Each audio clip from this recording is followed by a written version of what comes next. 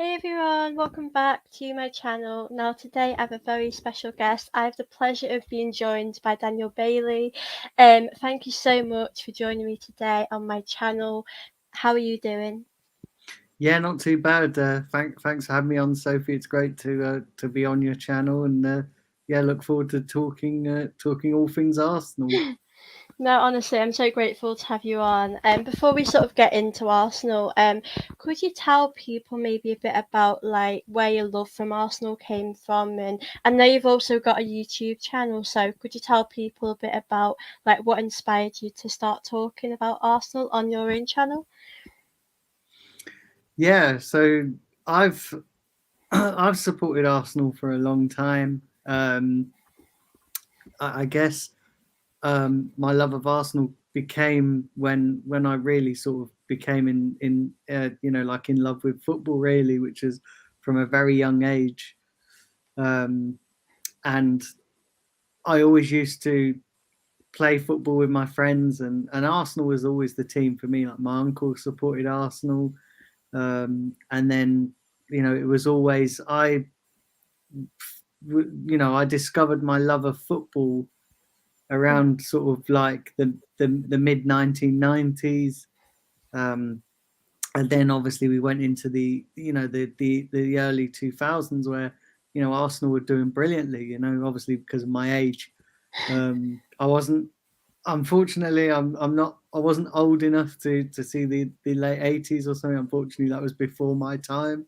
But yeah, so since 1995, I've been supporting Arsenal since I was 5 years old, and yeah, my love of Arsenal just grew from there really. And in terms of wanting to talk about it, I always enjoyed talking about football and talking about Arsenal, and I obviously for those that have seen my videos on AFTV, I started doing fan cams after the matches because I was attending pretty much every single match, uh, and then I discovered that I really enjoyed it, but I was being constrained by when they wanted to get me on, or when I could get on. And I was like, you know what, why don't I just start my own channel? Then I'm in control of the content I post, and when I can talk. And yeah, so now I've got my own channel, Dailey Bailey TV. And yeah, I really enjoy talking Arsenal. I actually really enjoy doing other stuff on my channel as well. So it's not just Arsenal content. I do mostly Arsenal content, but then in the summer I'm starting a new podcast, which is just going to be interviewing various people, not necessarily football or Arsenal related as such, but there will be people on there, that are obviously connected to Arsenal and football. But yeah, I just love like um, talking to people, and I've got a real passion for interviewing people, which is one of the things I discovered from doing my own channel, Mm. is that I got a passion for interviewing people, and I thought, why not do a podcast? Doesn't necessarily have to be football related. It can just be a podcast that I can make my own. So yeah, that's coming hopefully in the summer alongside all the other Arsenal and football content that I do. Oh, I love that. I know I've watched your channel for a while and I do really love your content. So to anyone that's watching, definitely subscribe. And yeah, it's just really lovely to hear like your love for Arsenal and yeah, I definitely love to hear that. I thought I'd just answer a few questions. Someone said, "What's Daniel's thoughts on Spurs?" Wow. Obviously being an Arsenal fan, listen, what's been going on there recently has has just been hilarious, to be honest. Yeah, it's It's quite listen, funny. it's like the olden days, in the invincible days where actually, we're flying high at the top of the table and Spurs are just struggling. So yeah, listen, I'm as an Arsenal fan, I'm loving what's going on at Spurs because it's Yeah. absolutely hilarious.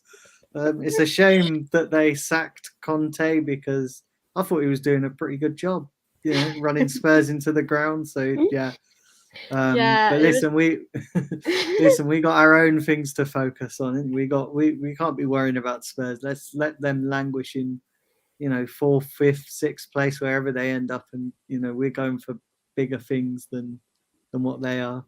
Yeah, we're happy at the top of the league and they're happy where they are. Now talking on that football, I did want to mention about the international break. I don't know if you watch that international football much, but have you sort of seen much of the football or not? Yeah, I've been following the England games, and I've watched a few of the other games, but uh, to be honest, I find the international breaks a little bit boring, unless Yeah. it's like a tournament where it really matters. All this qualifier and stuff, it's not as important as the Premier League is at the moment. Yeah, Arsenal are like our priority right now. I did want to sort of touch on a few of the injuries because I know obviously Tierney came off. I don't think his was an injury, but we don't know about that. I did want to talk about Partey as well because we know what an important player he is for the team and he is due to be assessed. But if he wasn't available for the Leeds game, do you think that would be like a, do you think we could manage with that or do you think we'd struggle without him? Um, I think Thomas Partey will be okay. Uh, it kind of depends. I've been hearing that he's had some like minute thigh issues, Mm, but it'll be interesting to see whether that is just mind games. Arsenal sent the physio out to be with him over this international break, but if he can't play on Saturday, mm, we've got Jorginho. It's not ideal for the Leeds game, but listen, Jorginho will do a good enough job. And I'd rather rest Partey. You think after the Leeds game, we've got Liverpool next weekend, and then we've got later in the month Man City and Chelsea. So we need to. I kind of think if Partey's going to have a rest, we can afford to do it against Leeds. No disrespectful to Leeds, but we can afford to rest him against Leeds because we are going to need him for the big game up at Anfield, and then later in the month we're going to need him for the game up at the Etihad and at the Emirates against Chelsea. mm. Yeah, I think there's definitely like more important games that like I guess going to the Etihad and going to Anfield, we would definitely need Partey for that game. But I think Jorginho, like you said, has done a good job. I think he's sort of done the job he needs to do. But I think obviously Partey is probably our better player. But I think Jorginho, like I feel okay with him. Like if he played against Leeds, I wouldn't be overly worried because like I said, he does his job and yeah. But hopefully Partey will be fit. I don't think it's a big injury. I'm not like massively worried, but yeah. Now, obviously, Bukayo Saka has done really well this season for both Arsenal and England. At England, he scored a great goal, and he's just doing very well for his club and country. And I've heard that he's set to sign a new long-term deal, and that would I think he would stay here till 2028, and I think he gets paid 300,000 per week, and yeah. How important do you think it is for like a Saka to be part of our future? And do you think that he signed that deal yet, or what are you thinking about it all? Um, so from what I'm Mm, hearing and from what I'm reading is that he's close to signing his deal. I think um, listen, £300,000 a week is decent. I think actually we should give him what he wants because mhm, he deserves it. He is our future, and it's not like giving it to Aubameyang where he was sort of coming mm, to the end of his career and we were trying to hold on to him. This is completely different with Saka, and I know there are people out there that will probably say, listen, it breaks the wage structure. But actually, I think, you need to give these players, if they're performing, unfortunately, that comes with, okay, they want more money. And, because Saka is performing, he's going to ask for, to be paid he's gonna be asked to be paid for the privilege of that. So yeah, I think is crucial. He's absolutely crucial to our success going forward. The problem Arsenal have got now is that so many of our top performers. You know, you look at Saka getting his new deal. You look at Saliba, who's obviously getting his new deal soon as well. They're trying to negotiate with Saliba, and then Odegaard. Mm. They're all going to want top money. So I mean, that's unfortunately the drawback of being so successful is that these players will want to be considered some of the top earners, and hopefully, fingers crossed, when we play Champions League football next season, it will bring in more income. It will bring in, more finances that we can fund these expensive wages for these key players, because they are crucial to our success going forward. Yeah, definitely. Like, I know with like players in the past that have been on big wages, it sort of hasn't gone great. I guess there's that more pressure on you, but I think what I've noticed with Saka is that he does deal with that pressure, and I just think he's been I think he's just improved this season. I think he gets better every season, and I just think he's like our star of the show. He's just someone that is our future alongside like Martinelli, Saliba, and them. I did want to ask you something because I know a lot of people have had this discussion online, and I guess with Saka doing so well this season, I did want to get your thoughts on this. With Saka, we know he's done really well for England as well, and everyone's like really proud of what he's doing there. But would you class Saka as world class just yet, right now, or not? Um, that's a very difficult question because there's no doubt that he is top quality. I Mm. wouldn't necessarily say he's world class just yet, but I would say he's more than halfway there to becoming world class. I'd say he's very top quality for his age. You have to remember he's still only 21. And so many of the young players now that are coming through, they've got the makings of being world class players. You know, Saka's one of them. You know, he's going to become world class, and yeah, I've no doubt that he will be world class. I'm not sure that he's world class at the moment. I still think that he's got a Mm. lot more in his locker. Um, but yeah, I have no doubts that he will be world class. Listen, he's top quality, and I don't want people going away thinking that I'm saying that Saka's not world class, because he's absolutely top quality. But I think for where he is right now, he's probably ahead of development for Mm. where he is right now. When you look at his age, and yeah, he's not far. I'm going to be brutally honest. He if he carries on improving the way he is improving, he won't be far behind the likes of um, Mbappe and players like that. The problem Saka's got is that he's having a fantastic season, Mm. and he should, in my opinion, get player of the season. The problem Saka's got is the Premier League has also got Erling Haaland, and Haaland I think is actually, which is a bit unfair because of the amount of goals that Haaland has scored. I fear that Haaland is probably going to get player of the season, but I actually think if Arsenal go on and win the league, I actually think it should be given to Saka, but it's probably going to be given to Haaland just by the amount of goals he scores.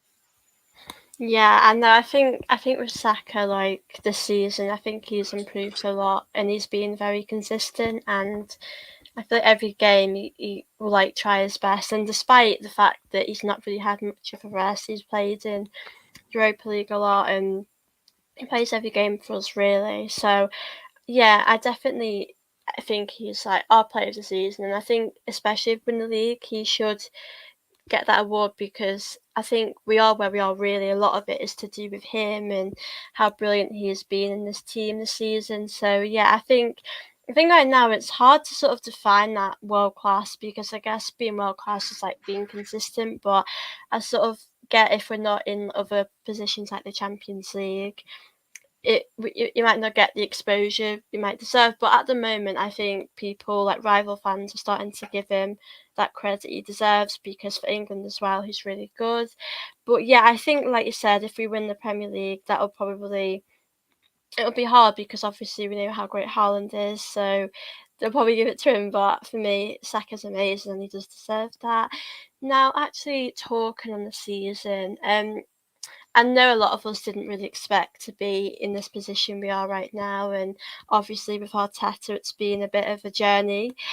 What have you made of Arteta like this season, and do you believe that he has created the right culture at this club? Well, like you say, it's been a bit of a journey, hasn't it? I think this season, look, at the start of the season, I, along with yourself and maybe Mhm. lots of other Arsenal fans, would have said if we get top four, if we win the Europa League, that'll be classed as a good season. Nobody in their wildest dreams ever expected us to be where we are, Mhm. challenging for the title. So for that, you've got to give Arteta credit. You've got to give Arteta lots and lots of credit for that. And you also have to give him credit for the players that he's recruited. Certainly over the last two transfer windows, the last three transfer windows, sorry, because I'm forgetting the January one. Um, so last summer, this summer, the summer before last summer, and this January transfer window. Those three transfer windows, when he brought in, um, Ramsdale, he brought in Ben White, he brought in, which a lot of people criticised, that those signings, and they've turned out to be a couple of our best signings. And then you fast forward to last summer, he brought in Zinchenko, Jesus, Mm. um, brought back Saliba, and it's just all gelled together. And then obviously the signing of Odegaard as well a couple of summers ago. So yeah, his recruitment's been brilliant. And this season has just been nothing short of spectacular, really. Obviously, we've still got 10 games to go, so Mm. we've got to be cautious still. Yeah. Unfortunately, we're coming up against a very good Man City side. But what I will say with Arteta is as well is that he's brought the club and the fans together, and it's taken a bit of a journey, but we're finally there now. I go to the stadiums week in, week out, and the atmosphere is just incredible. The Mhm. unity amongst not only the players, but the players and the supporters, and the unity amongst everyone at the club is just fantastic. And I sit on the advisory board, and the club are just really happy with the progress that the the Mm. progress that the players are making, and the progress and the unity that is within the fans and the club. And yeah, the Emirates now is not only is it a fortress, but it's an enjoyable place to go. There's none of that toxic atmosphere that was there a couple Yeah. of seasons ago. It's just all positive, and everybody out for a good time, and everybody just getting behind the team, and it's brilliant. It really is. The Mm. atmosphere is just, it's been amazing this season. Yeah, I think, like you said, I think with Arteta, it was quite a journey, and the signings he has made, him and Edu, have done a good job. And like, I just think I didn't really expect us to be fighting for the league title this season. Like, obviously, last season we did fail to get into the Champions League, and it was a disappointment. But obviously, there were positives to take, and like you said, going to the games, you do feel that connection and that like a Yeah, positive atmosphere because I know in recent years, like say Wenger's last few years or when Uni Emery was going through a difficult patch, it was just I didn't feel this connection that's built now with Arteta. So I feel like a massive change, and a lot of that is down to Arteta and sort of the culture he's built. I think for Arteta, I do believe he has made mistakes along the way. There's been things that I haven't agreed with, but I just think things do take time, and it's hard because we've not won the league title in like over a decade, and it's hard for fans to be patient because it has been a bit of a roller coaster. But I sort of see Arteta in our future now because he's sort of proven to me that in time with the right players, he can sort of achieve what he wants to achieve. And you touch upon the disappointment of Mm, last season missing out on the Champions League, and I genuinely think these players have learned from that. mm, I genuinely think that actually, because when we've had a defeat this season, and we've only had, I think, what were three defeats: um, mm, Man United, Man City, and Everton. So when you look at the defeats that we've had, and I'm not counting the Sporting Lisbon one in the Europa League because it's a different competition, yeah. but when you count the, when you factor in when we've lost a game, we've always bounced back and we've always, brought out that inner strength and resilience which Mm, we've not had with with this Arsenal team in the last decade. So I think the players have learned from that, and look, these next 10 games are going to be really, really crucial, and it's going to be interesting to see how Arsenal navigates them. And we're not just competing with Man City. We're 8 points clear. We've got a nice, healthy lead. If we can keep that up, if we can win on Saturday, and then Liverpool can do us a favour and beat Man City, we'll be 11 points clear. And then, going into that game at Anfield, it's just going to be a massive, massive game, isn't it? It's our away record at Anfield is not great. We've not won there since 2012. So it's going to be yeah. a very difficult game, but this is a different Arsenal. I expect a different type of performance. And, this season, our away record has been brilliant. Our away record has been near perfect. So if we Mm, can do that, and then, we've got West Ham and Southampton, and then obviously we've got them two massive games, mm, Chelsea, Man City, and then obviously in the horizon we've got Newcastle away as well. So we've got a difficult fixtures going to the end of the season. But if we can navigate all these fixtures and lift the title at the end of the season, it's going to be a massive mm. achievement for this group of young players.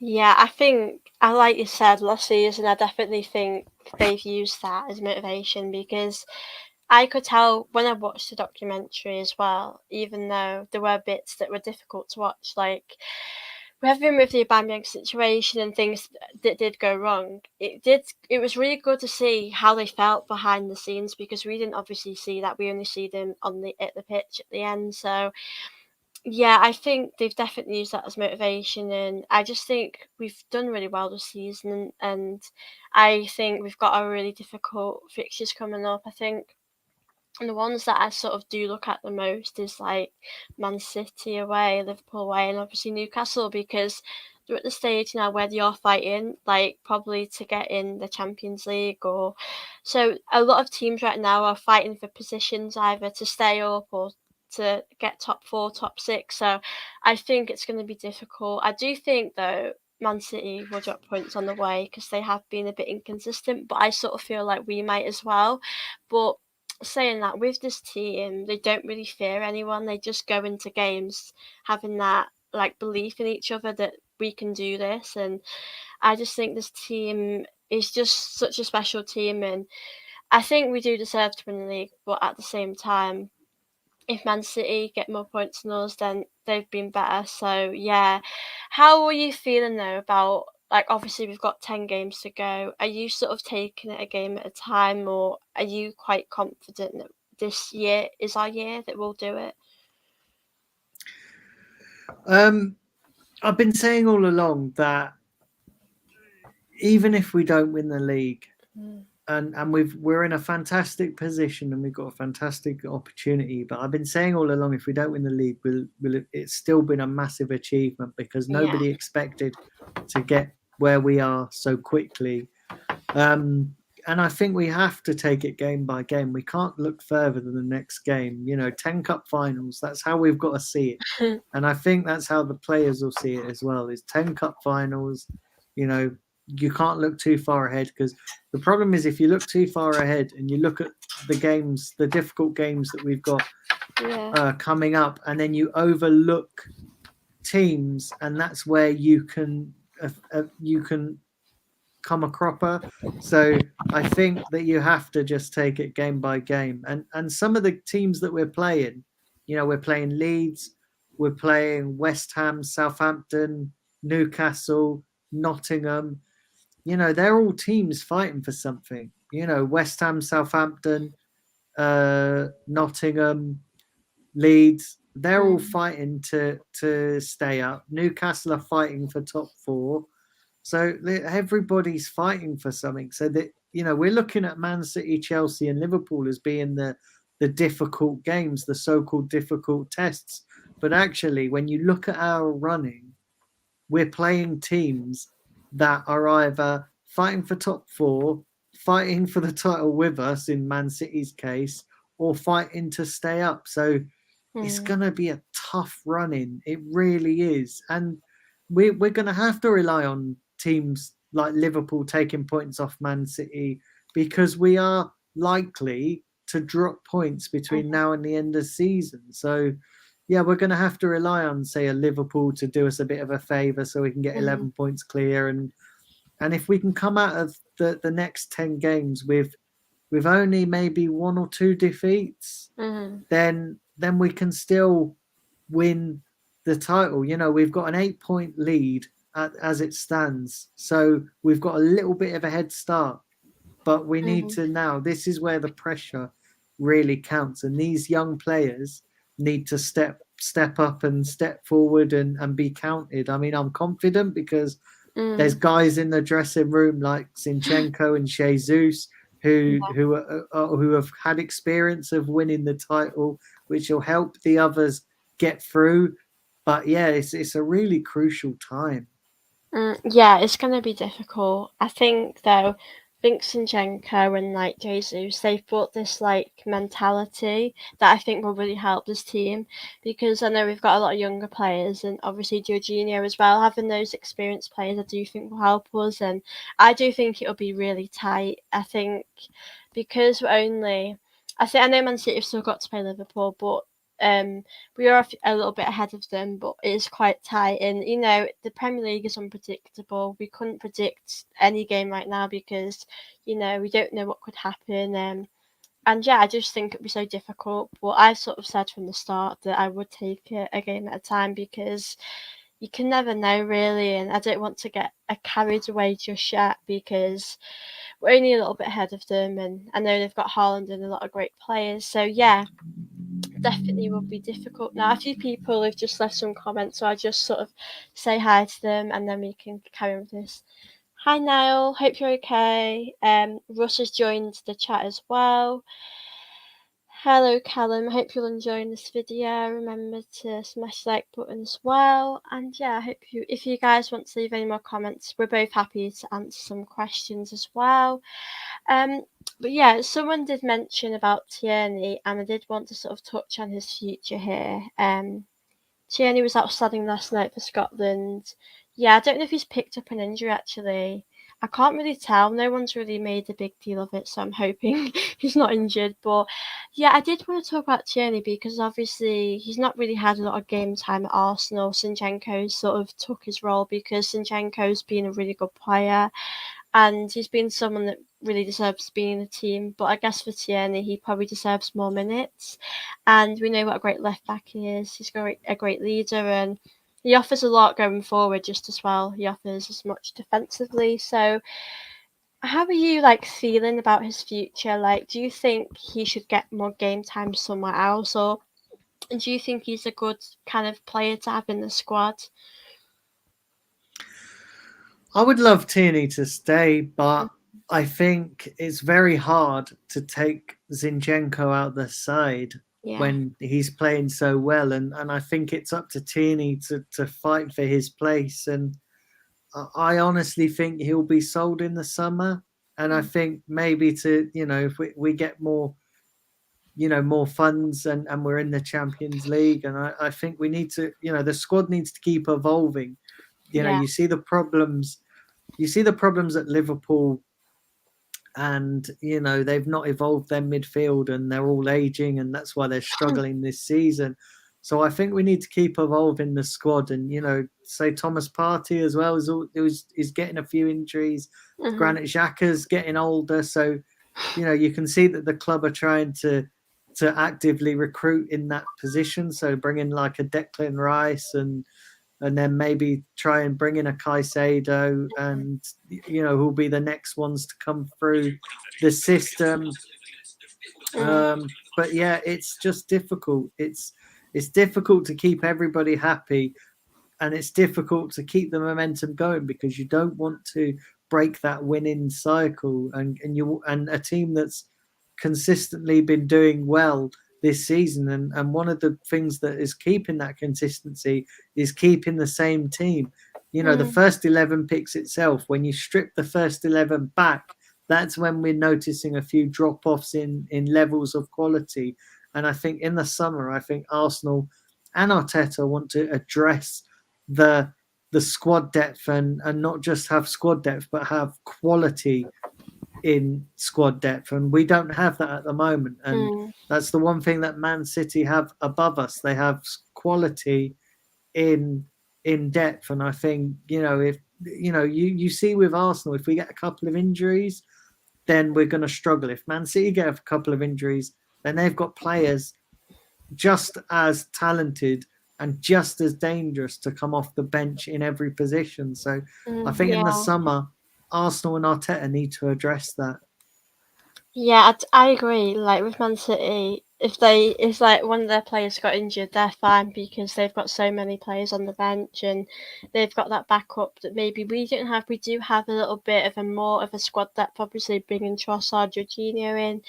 But yeah, I think with Tierney, like I'm really a big fan of him, but at the same time, if he did leave and go somewhere else in the summer or maybe in the next year, I would understand because I don't think he's a player that probably deserves to be on the bench all the time. I think obviously with the Europa League, because out of that he might have got more minutes than that, but because we're not in it anymore, he doesn't really get that game time. So yeah, I think I'd understand if he left, but I would be disappointed because I just think he's a really good player to have. And as was said, Tierney is an old fashioned left back. I think Arteta is moving away from that. Yeah, I think Kostinchenko is quite a leader and he brings that in the side. He's just such an important player to have on the pitch. But at the same time, Tierney is just such an important player. He's been with us through the bad times as well, and yeah, I think we'll have to see what happens about Tierney because for me, I just think he's such an important player. And even the other day when he came on, like last time we played, he just assisted. He's great going forward. I think he's a big threat, and yeah, he's just such a um player to have. Now, I did want to talk about Balogun because I know he's someone that's on loan at the moment, and I know Arsenal monitor him a lot. He's done really well on loan. Would you do you think you'd like to see him back next season, or do you think that you'd probably want to sell him and get the money for him and maybe bring in some players in the summer? It's a difficult one, isn't it? Mm. Because Balogun has been performing exceptionally well this season, Mm-hmm. but then at the same token, we're going to be in the Champions League. Is he going to be Champions League ready? Because it's all well and good doing it Mm. in the French league. Can he do it in the Premier League? I Yeah. think what I would like to do is I'd like to. It's a difficult one because his ceiling is so high now. I think I would like to maybe have him back for a season, give him a season in the Premier League, and if he struggles, then sell him. Mm-hmm. But then we need Champions League ready players, so it's going to be a difficult one. It really is. It's going to be incredibly difficult. But Yeah. there's no question that Balogun's having a good season. Yeah, it's hard really because I think next season we're getting the Champions League as well. it'll be a lot difficult. And I guess when he was playing with us in Europa League, he just really did really well in that. And I think for me, like, I know we've got Eddie. I know we know Jesus is sort of like our star person that probably would start more, but I guess with Eddie as well, it's hard really because I think Eddie has had. I think he's helped us start to, be in the position we are today. He's helped us against the United game, but I think for me having Balogun back as well would be really good. I think it would help us, and I think it'd be hard to see how we would like do with him. Balogun, would he be prepared? But he does seem to be doing really well in France, and yeah, I'm really really happy to see that. I'm going to read a few questions that people have just sent in. Let me just find them. So Niall has asked, would you guys take Declan Rice as a possible signing for the summer? What do you think about that, Dan?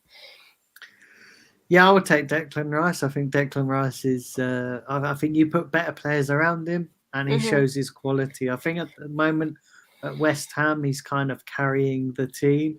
But yeah, I think he'd fit nicely into this Arsenal side. I think he. I think he. Yeah, I think he'd be perfect for this Yeah. Arsenal side, and It'd be better cover for Thomas Partey than Jorginho. Obviously, Jorginho's aging, and Jorginho was only brought in as a stopgap. But Yeah. if Thomas Partey was ever injured or ever had to come out of the team for whatever reason, then I think Declan Rice would be a perfect option. But Yeah. I also would take Caicedo as well. I want both of them, Caicedo and Declan Rice, because then it'll be a natural progression between Granit Xhaka and Thomas Partey, who are both aging. And I actually think, even though Caicedo signed the deal, I think if Mm. Arsenal put up the money, then I think he would absolutely stay at. He would join Arsenal, and I think if we had Partey, Xhaka, Caicedo, and Declan Rice, that's an amazing set of midfielders. And then Yeah. you look at the likes of Smith Rowe, Odegaard, and yeah, and then if we can bring in a top winger and maybe another centre forward, yeah, I would Mhm. definitely. I'll be relatively happy with that. And I think we have to be looking at those kinds of things, especially when we have Champions League football, because we are going to have Champions League football, unless we Mm. fall off a cliff in the next 10 games. We're going to have Champions League football, so we need to start thinking and preparing the squad for Mhm. Champions League, because right now it's not ready for Champions League and Premier Mm. League. So we need to start bulking the squad up, not with just quantity, but with Mm. quality. Yeah. Someone did actually, Rush just actually asked, do you think Declan Rice and Casado, do you think they are Champions League ready? Do you think they are? I think Declan Rice is, Mm. because of his experience with England against the top teams. Yeah.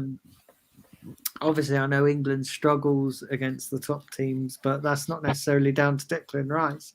That's down to, the manager's poor choices and stuff. So I think Declan Rice is ready. I'm not sure about Caicedo. I Yeah. maybe not as much, but Mm. I don't know. Like, I think maybe under Arteta it probably would be. Who would have said a year ago, is Ben White Champions League ready? He's more than proved it now under Arteta, and the same with William Saliba. Is he Champions League ready? But he's definitely proved it. So yeah, I think these players are champions. I think that Declan Rice is, and I think Caicedo would be too as well. Given the right coaching under Arteta. Yeah, I definitely think I agree with you about Declan Rice because I think, like, say when we're doing the Euros, he was like a very important part of like our success. We didn't win, obviously, but getting so far in that competition, I just think Declan Rice would be an important part of Arsenal. And I guess for me, with Arteta, with how I've seen him like transform players, like say Xhaka, like for me, Xhaka, I just think he's improved massively this season, and I just see Arteta getting the best out of players. So I think obviously we won't know until it happens, but I do think that they would be ready.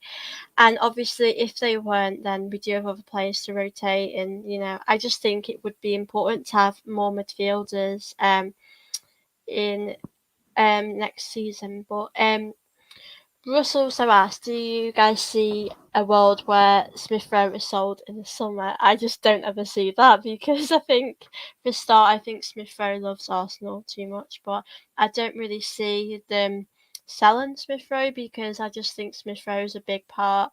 Yeah. Russ just said Jack is Daniel's favourite player. I, th- I think with Smith Rowe, it all depends. So, does Arteta give him another season where he's fully fit? Or does he say, look, we're in the Champions Mm, League, we need to up the quality?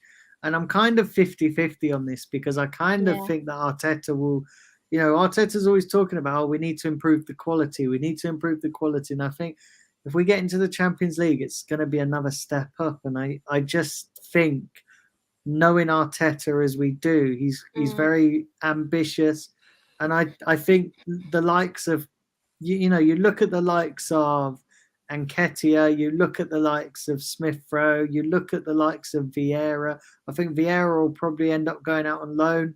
I mm, think Eddie will probably end up getting sold, even though he's doing so well. I think he'll yeah. probably end up getting sold. I think Lokonga will probably end up getting sold. I think Tavares, when he comes back, will probably end up getting sold as well. So I think the step up in quality and in competition. I think Arsenal are going to look at bringing in top quality players because Arteta, Arteta was very good last season at bringing in Premier League ready players, like the likes of Zinchenko, the likes of Jesus, that are Premier League winners. I think where if and when we get to the Champions League, he will look to do the same thing. He'll bring in Champions League ready Mm, players because that's the kind of manager that Arteta is. He likes to bring in the quality. You look at the difference that Zinchenko and Jesus has made, and that's just two signings, and they've mm, brought so much quality.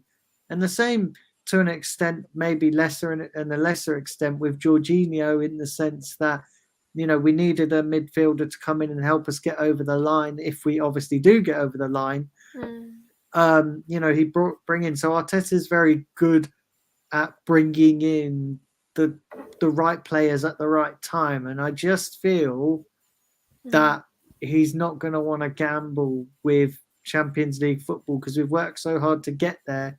Whether or not we win the title, we're still going to have mm, Champions League football because even if we don't win the title and we miss out on it, we're going to finish second. So we're still mm, going to have Champions League football. So yeah, I think it's going to be very interesting the summer to see what types of quality, and we're looking at better quality players. We're looking at the right sorts of additions. So yeah, it's going to be interesting to see what happens because I think Arteta will have looked at what's going on at Liverpool at the moment this season, and I think he will be trying to avoid that because if we have a season like that, and we're very close to having a season like that as well. When you look at our midfield and yeah. you look at the age of Thomas Partey and the age of Granit Xhaka and the age of Jorginho, you're looking at maybe in a year's time,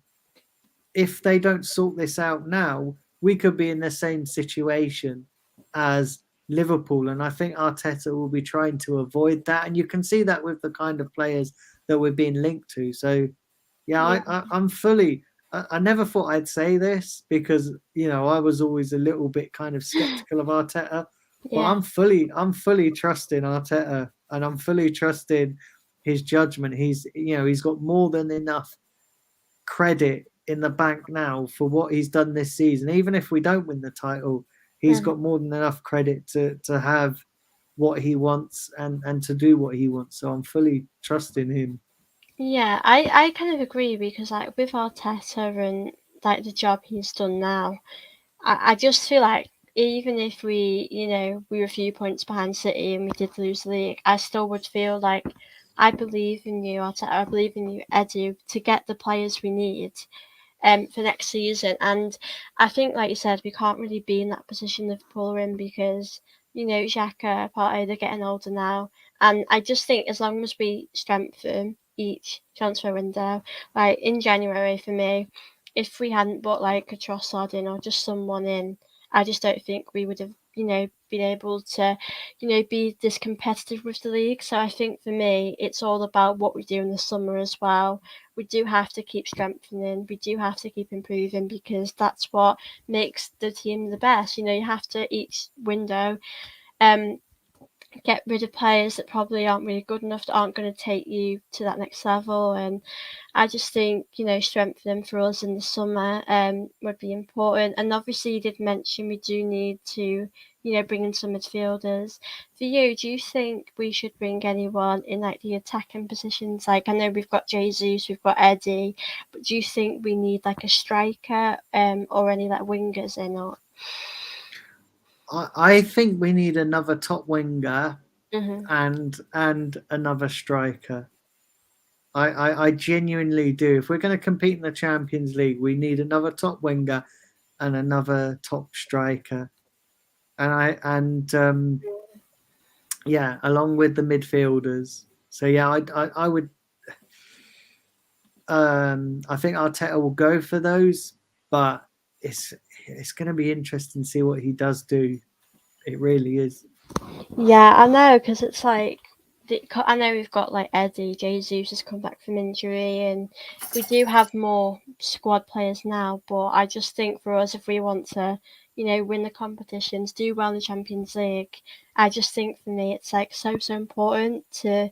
I would want a striker in as well. I think there's nothing wrong with adding more players because it will only help us more in the team. So yeah, I definitely agree. And let me know in the comments who you would like to see us bring in and what positions we should strengthen in. And I did sort of want to end this on talking about some news today that I've heard. Obviously, Arsene Wenger has been introduced into the Hall of Fame. Alongside Ferguson.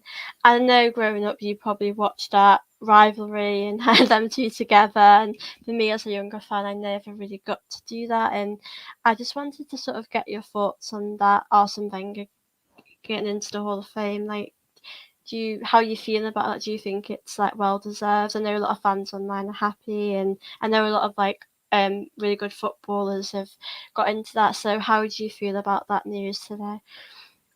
I think it's well deserved. Mm, I honestly do, and I think look, it, it's a shame because his tenure at Arsenal didn't end well, but yeah. he did so much more than just transform Arsenal. He Mm, revolutionized the whole landscape of football, and brought us the Invincibles, and yeah, I think it's well deserved, and I think he deserves a lot of credit for that, and I think people should look beyond the the latter stages of his yeah. Arsenal career, and I think people should remember what he done. I'm not saying forget the negative stuff, but I'm just saying that actually enough time has passed where you can appreciate what he done not only for Arsenal but for football as well. Teams now are following on from that. Yeah. Managers like Pep Guardiola are sort of following on Mm, from Arsene Wenger, and the way sort of copying the way that Arsene Wenger liked his teams to play. I always say Arsene Wenger was brilliant at revolutionising football and brilliant at what he did for Arsenal. The problem mhm, with Arsene Wenger is that he never adapted to like he created that blueprint, and then when mhm, people were starting to overtake him because they obviously they had the blueprint and the the wealth alongside it. And I think Arteta was great in changing people's way of thinking, but then once people started to catch up with his way of thinking, he never he never stayed ahead of the game. Mhm. That's not me criticizing Arsene Wenger, but as I say, if he was to keep up with if he was to keep up with his own philosophies and also kept up with his way of thinking and didn't let other teams and other managers overtake him with his kind of ideas, then I think he would have done a lot better. Mm. But yeah, I think it's well deserved.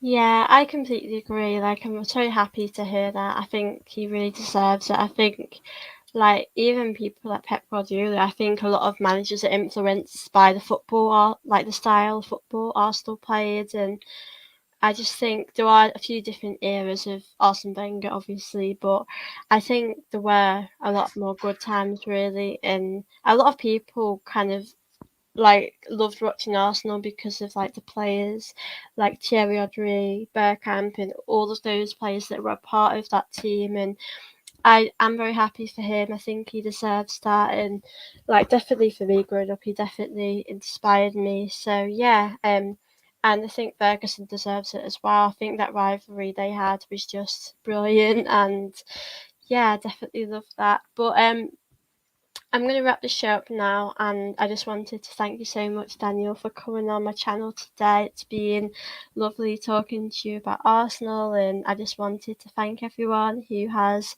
commented during the show. It's been lovely to talk to you guys. And before we go, do you want to just let people know again where they can find you on social media and on your channel? Yeah. So you guys can find me at Daniel Bailey TV, which is across Twitter and YouTube. And yeah, do come over and give me a subscribe. I'd really appreciate it. And yeah, thanks for having me on, Sophie. And it's brilliant to finally do a show together and to talk to you. And yeah, guys, keep supporting Sophie because she's doing an amazing job. So keep following her content as well. Oh, thank you so much, Daniel. And I've really loved this. I feel it's gone so quick chatting to Arsenal about you, and we'll definitely do this again. And yeah, I'm just happy I've done this, and I hope you guys can all support Daniel on his channel. He does really great content, and yeah, he's definitely worth a subscribe. So thank you all so much for tuning in. It's been lovely talking to you guys. Don't forget to subscribe to Daniel. Hit the like button on this video if you can and subscribe. And yeah, it's been lovely talking to you all. Hope you all have a lovely evening. And yeah, I will see you all very soon. Thank you. Goodbye.